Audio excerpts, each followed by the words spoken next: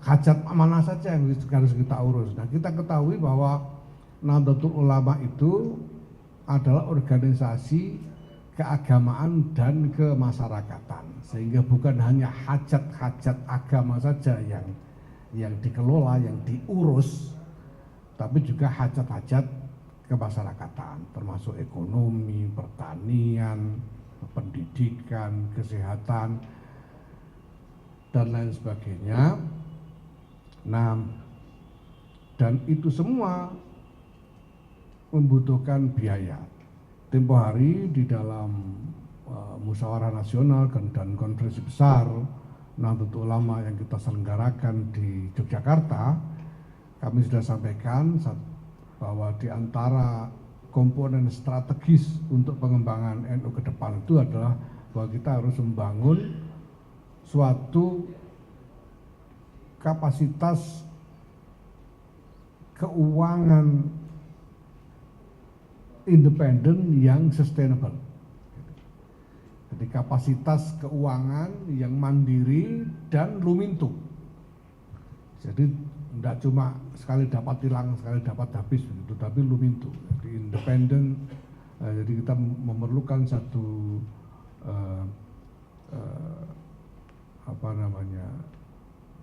independent and sustainable financial capacity, gitu ya. Nah, maka memang sejak awal, sejak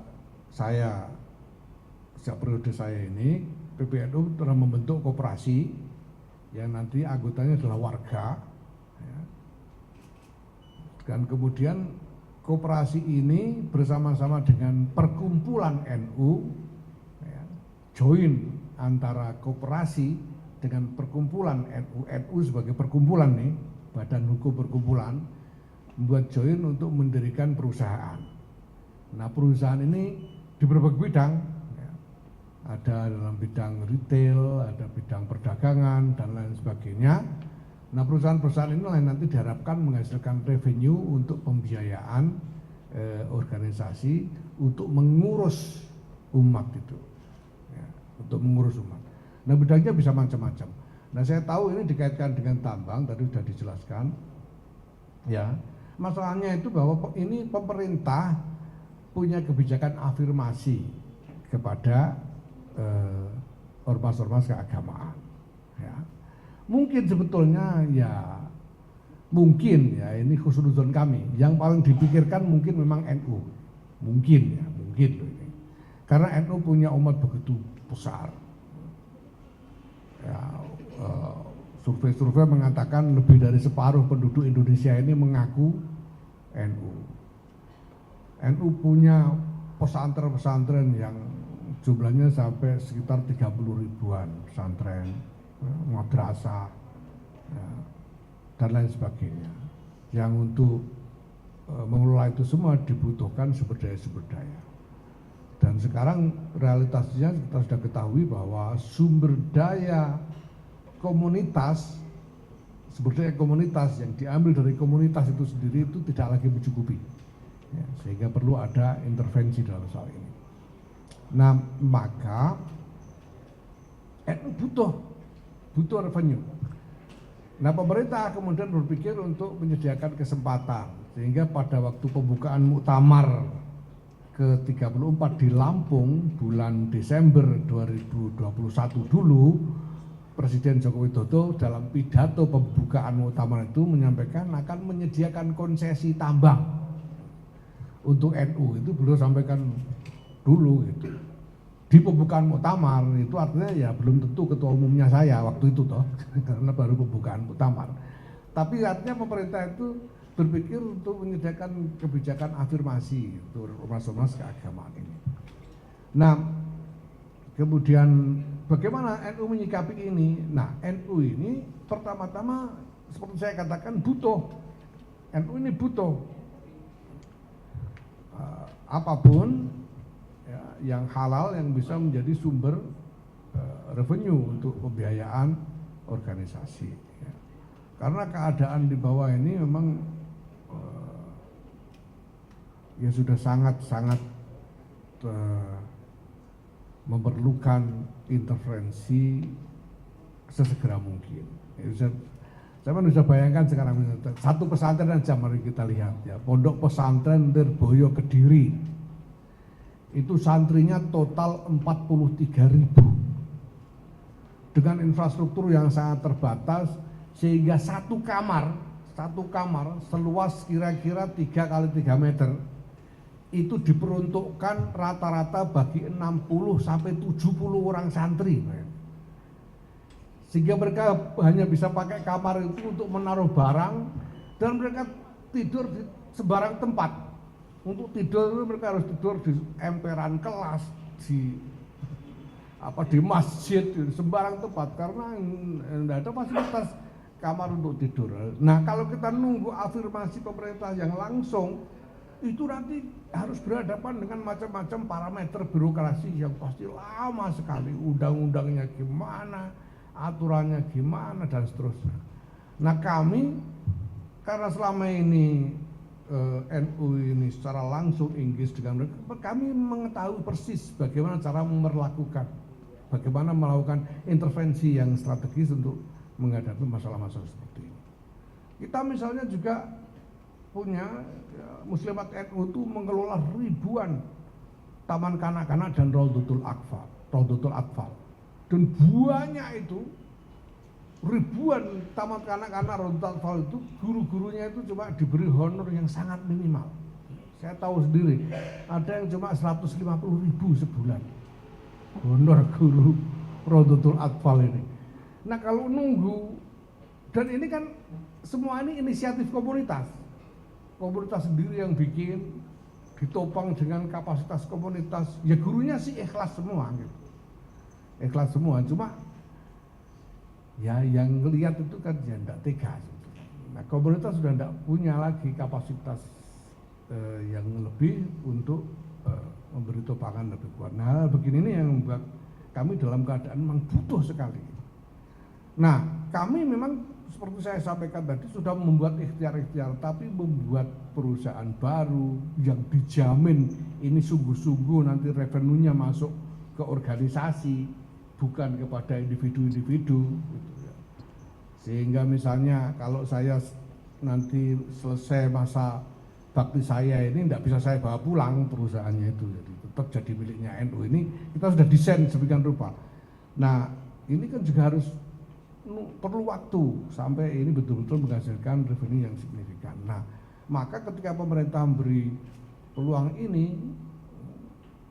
membuat kebijakan afirmasi ini, kami lihat sebagai peluang dan segera kami tangkap. Wong butuh gimana lagi gitu. Segera kami tangkap, sehingga kami memang sudah mengajukan, begitu pemerintah mengeluarkan revisi PP nomor 96 tahun 2021 yang memungkinkan untuk ormas keagamaan mendapatkan konsesi tambang, kami juga kemudian mengajukan permohonan. Nah, sekarang masih berproses, ya, misalnya untuk peraturan presiden dan lain-lain, kita lihat nanti. Nah, kemudian apakah NU punya sumber daya? Lah, ini bendahara umum kami ini pengusaha tambang juga, gitu, dan dia tentu tidak sendirian. Bukan hanya soal bahwa dia sendiri pengusaha tambang, tapi sebagai pengusaha tambang dia punya jaringan bisnis di antara ya komunitas pertambangan ini, sehingga saya kira akan ada ruang yang memadai bagi NU untuk membangun kapasitas usaha pertambangan ini. Nah, ada yang belum disinggung mungkin soal lingkungan. Saya tahu ini juga menjadi isu. Ya. Tentu saja bahwa NU punya tanggung jawab moral untuk memperhatikan aspek-aspek terkait lingkungan hidup. Saya sendiri itu, saya pribadi sejak 2016-2017 saya sudah berusaha menaikkan wacana tentang perlunya konsensus nasional tentang ekstraksi sumber daya alam. Indonesia ini semua tahu kaya, kita ini merasa kaya Indonesia, kaya raya. Tapi kekayaan Indonesia itu sumber daya alam. Sehingga kalau sumber daya alam itu tidak diambil, tidak diekstraksi, ya nggak jadi kaya kita. Nah maka supaya kita benar-benar jadi kaya secara aktual ya memang sumber daya alam harus diekstraksi. Nah cuma parameternya harus memenuhi kepentingan-kepentingan terkait kemaslahatan umum, terkait lingkungan hidup. Nah, menurut saya undang-undang dan peraturan-peraturan regulasi-regulasi praktis itu mungkin tidak cukup karena regulasi-regulasi itu biasanya ada lubang dan lubang itu biasanya diakali gitu ya. Nah tapi kalau kita punya konsensus nasional, nah ini bisa menjadi dasar untuk melakukan pengawasan dan pengendalian yang lebih baik ke depan. Nah tapi tanpa menunggu konsensus internasional itu, konsensus nasional tentang ekstraksi sumber daya alam itu, nah ya NU memberanikan diri untuk masuk aja dulu, nanti kita lihat. Apapun juga NU punya, NU ini berangkat di samping karena adanya kebutuhan tadi, tapi juga dengan kesadaran akan tanggung jawab moral terkait lingkungan hidup dan kemaslahatan masyarakat secara umum. Ya. Nah hal ini semuanya kita perhatikan sejak awal. Maka termasuk bahwa concern jangan sampai ini kemudian jatuh kepada pribadi-pribadi. Insya Allah kami sudah siapkan desainnya. Jadi itu tadi termasuk bahwa desainnya itu kita bikin koperasi yang anggotanya adalah warga dan kemudian join dengan NU sebagai perkumpulan untuk membuat PT yang di situ pejabat-pejabatnya ex officio. Nah, ke depan akan kami kembangkan model yang akan lebih secara bisnis lebih reliable, lebih bisa diandalkan profesionalitasnya, tapi juga lebih aman bagi kepemilikan NU terhadap itu semua. Baru saja kami menyelenggarakan pertemuan yang eksesif dengan lembaga dengan Lapas Dam untuk membahas desain termasuk desain manajemen keuangan NU nantinya. Ya, terima kasih. Silakan. Ya. Untuk soal PKD ini sebetulnya sama. Kita minta tidak membawa lembaga. Warga NU itu berhak membuat pilihan politiknya masing-masing, tapi jangan membawa-bawa lembaga. Jangan misalnya berkampanye atas nama pengurus NU. Jangan menggunakan fasilitas milik NU. Kantor-kantor NU tidak boleh digunakan untuk kegiatan politik. Ya. Nah ini jelas. Dan kita sudah keluarkan itu parameter-parameter itu semua pengurus sudah tahu sampai ke bawah. Nah kalau mau mendukung silakan aja. Mendukung mana ya. Oke, jadi soal ini salah satu yang dikhawatirkan itu adalah adanya konflik horizontal ketika ngomong soal tambang. Ya. Konflik horizontal, karena sekarang sih masih terjadi. Misalnya di beberapa tempat kan ada masyarakat adat. Ketika NU masuk ke sana, ormas masuk ke sana, konfliknya itu kemudian semakin luas karena nanti ormas melawan masyarakat adat misalnya begitu. Itu yang pertama. Yang kedua, ini kan masih ada kriminalisasi terhadap aktivis lingkungan yang juga melakukan advokasi terhadap tambang. Nah, apakah NU juga sudah mempertimbangkan itu? Jadi ini wilayah yang kira-kira banyak orang menyayangkan ketika misalnya ormas keagamaan masuk ke sana, itu tidak hanya soal benefit, tapi soal hak asasi, soal masyarakat adat yang terpinggirkan dan seterusnya. Ini lebih jauh daripada persoalan benefit finansial. Terima kasih. Ya, soal-soal itu pertama ya, problem-problem seperti yang saya sampaikan terkait dengan masyarakat adat dan lain-lain itu tidak bisa digeneralisir. Ini kan tergantung di mana tempatnya. Kalau misalnya NU dikasih tempat konsesi di tengah permukiman, ya tentu saja kita tidak akan mau.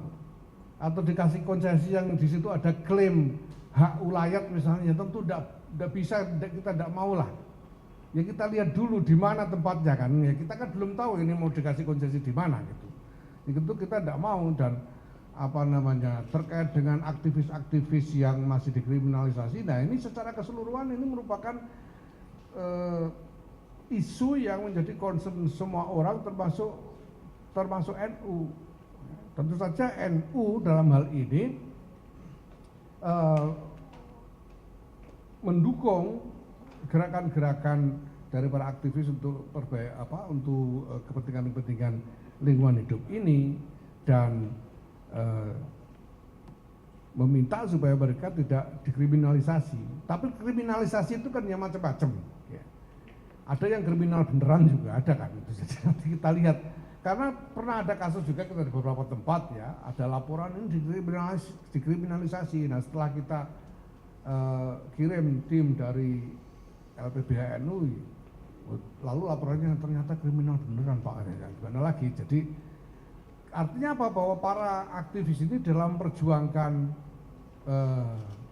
idealismenya, ini ya memang harus memperhatikan strategi dan cara-cara yang dilakukan supaya tidak sampai menimbulkan masalah-masalah seperti itu, masalah-masalah kriminalisasi semacam itu. Dan pada dasarnya secara umum NU jelas mendukung idealisme dan nilai-nilai moral untuk kemaslahatan lingkungan hidup dan masyarakat secara umum. Ya. Saya kira itu. Oke. Terima kasih. Ya. Oke. Terima kasih. Assalamualaikum warahmatullahi wabarakatuh. Yang belakangnya itu Pak. Silakan. Mengenai fossil fuel dan net zero dan sebagainya ya, itu kan visi ke depan yang harus dibangun dengan strategi. Itu yang pertama.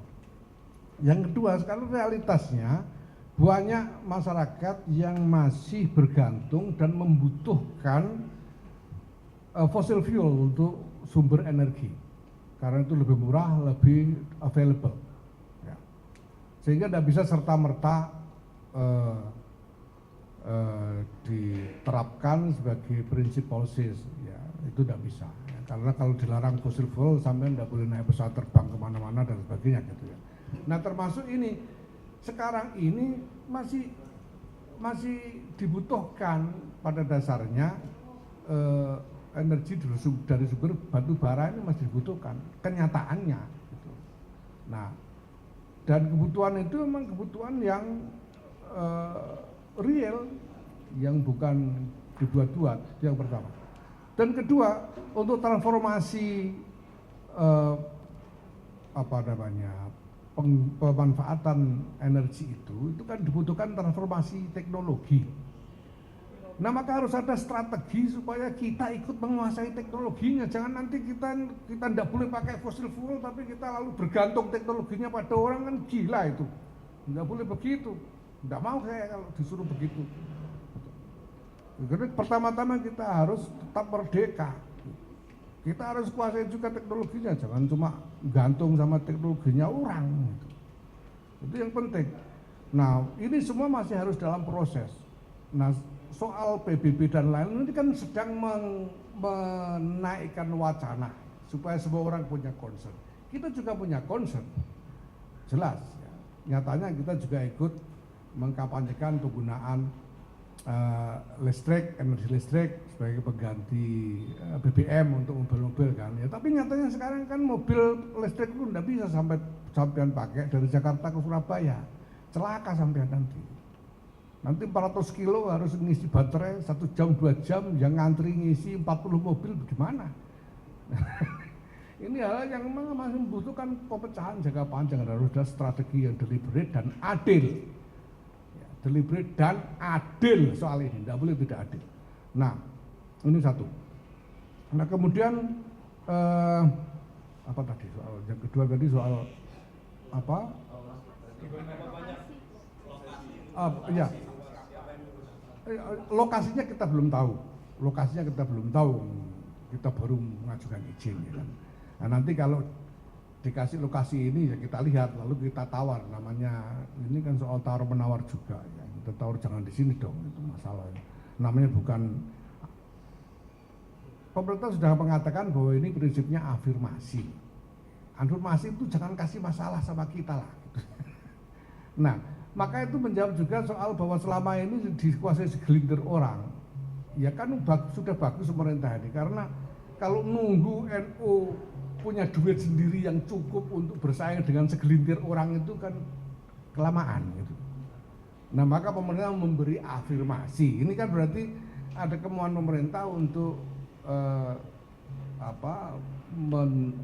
memicu praktek yang lebih adil dalam soal ini. Kemudian soal sumber daya manusia yang kita punya, ya kita sudah bikin PT-nya. Kita sudah punya PT dan penanggung jawab utamanya bendahara umum yang juga adalah pengusaha tambang. Dia mungkin termasuk segelintir orang tadi itu. Mungkin ya. Tapi pakai diesel. Tapi paling tidak dia punya jaringan dari komunitas tambang ini, dan sebetulnya di lingkungan NU itu sendiri udah banyak sumber daya manusia yang unggul yang bisa kita panggil untuk ikut bekerja.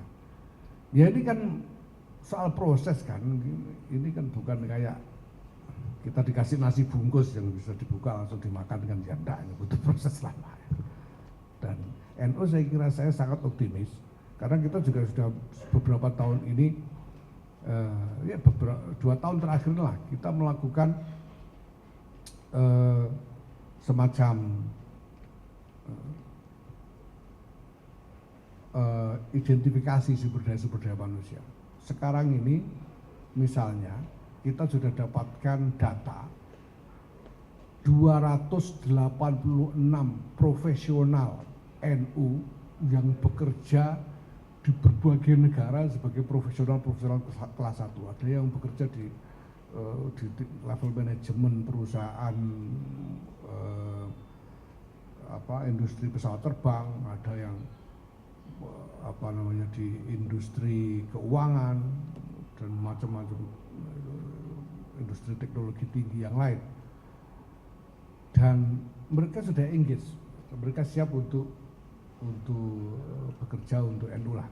Insya Allah nanti dalam waktu dekat kita ingin menciptakan satu platform untuk berkumpulnya sumber daya baru untuk masa depan NU ini. Ya, kita akan bikin semacam summit untuk itu.